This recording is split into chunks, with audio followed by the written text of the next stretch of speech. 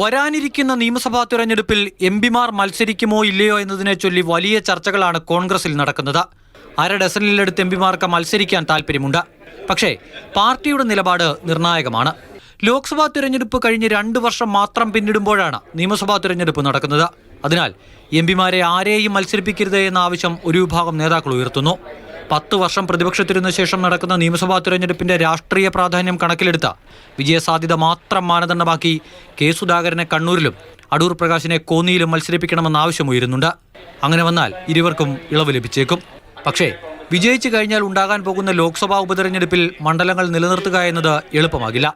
ആറ്റിങ്ങൽ ലോക്സഭാ തെരഞ്ഞെടുപ്പിൽ കഴിഞ്ഞ തവണ ചെറിയ ഭൂരിപക്ഷത്തിനാണ് അടൂർ പ്രകാശിന് വിജയിച്ചു കയറാനായത്.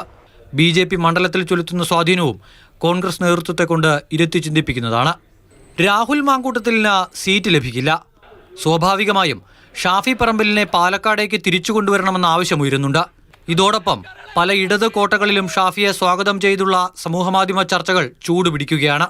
മാവേലിക്കര MP കൊടിക്കുന്നിൽ സുരേഷിന് സംസ്ഥാന രാഷ്ട്രീയത്തിലേക്ക് തിരികെ എത്തിയാൽ കൊള്ളാമെന്നുണ്ട്.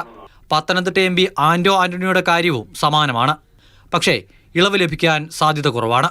നേമം സീറ്റിൽ ശശി തരൂരിനെ മത്സരിപ്പിച്ചാൽ വിജയിക്കാൻ കഴിയുമെന്ന പ്രതീക്ഷ ചില കോൺഗ്രസ് നേതാക്കൾ പങ്കുവയ്ക്കുന്നു.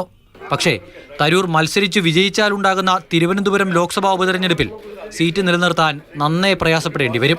തരൂരിന് പകരം ആരെ മത്സരിപ്പിക്കുമെന്ന ചോദ്യം കൂടി ഉയരുന്നുണ്ട്. എല്ലാത്തിനും മറുപടി പറയേണ്ടത് ഹൈക്കമാൻഡ് നേതൃത്വമാണ്. അമൽ തേനമ്പറമ്പിൽ, മാതൃഭൂമി ന്യൂസ്, തിരുവനന്തപുരം.